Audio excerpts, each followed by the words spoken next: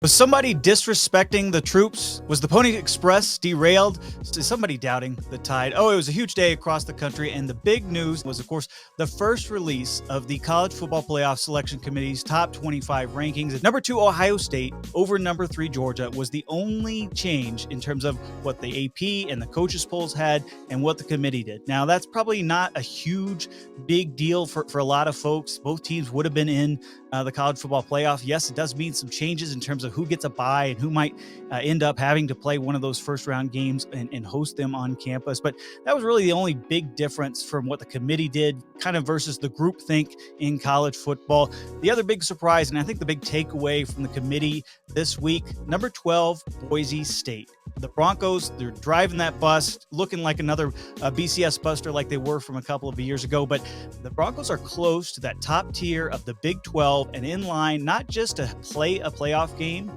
but actually get one of those buys right into the Fiesta Bowl. And that is huge, not only for that program, but for Group of 5 programs all over the country. There are 3 spots behind the Big 12's first-ranked team, number 9 BYU, and ahead of the ACC's second-ranked team, number 13 SMU. An upset in conference title game weekend that could allow the Broncos to get a bye all the way to one of the quarterfinal games. That is not only huge for them, but I think one of the bigger takeaways is that respect for that Boise State bus. In terms of the biggest snubs, we might have to go with the troops. Army was down there at number 25. Look, they have the nation's longest winning streak. They have not trailed at all this season, and yet they're behind a team like Missouri or Clemson that just got run out of their own building by Louisville. So a little bit of a surprise in terms of where Army was ranked. Now, strength of schedule definitely a big factor with the Knights, but they'll have a chance later on this season at Yankee Stadium to get a marquee win against Notre Dame. So not all is wrong up there at West Point. So there will be some opportunities for Army to get back in to that Group of 5 race.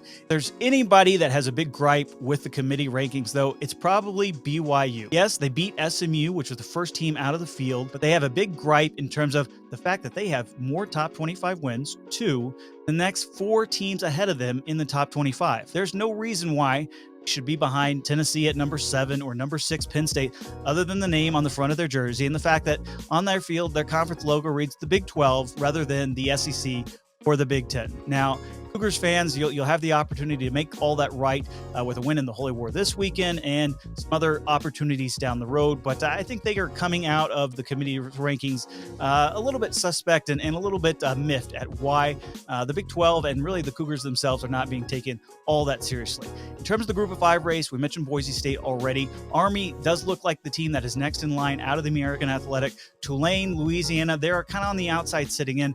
But the one team I think you can kind of call attention to is Washington State. There's a possibility, a slim possibility, but they were ranked number 21 by the committee. It does seem like they're getting a little bit of respect from that close loss to Boise State and the fact that they have the opportunity, if they end up winning out and are sitting there at the end of the year at 11-1, there's a slim chance that they can make the field as an at-large team. Big week ahead here in week 11 in college football. Some big games with college football playoff implications as a result of those top 25 rankings. Alabama goes to LSU in a big matchup in the SEC. That's basically a playoff eliminator when you look at the standings. You got Colorado and Texas Tech still in there fighting for that Big 12 championship, as well as BYU at Utah in a revival of the Holy War. Even Washington at Penn State is going to have an impact on those committee rankings come next Tuesday when they come out. So either way, the path to January 20th, it began tonight. Exciting times in college football, as that race for the national championship is definitely becoming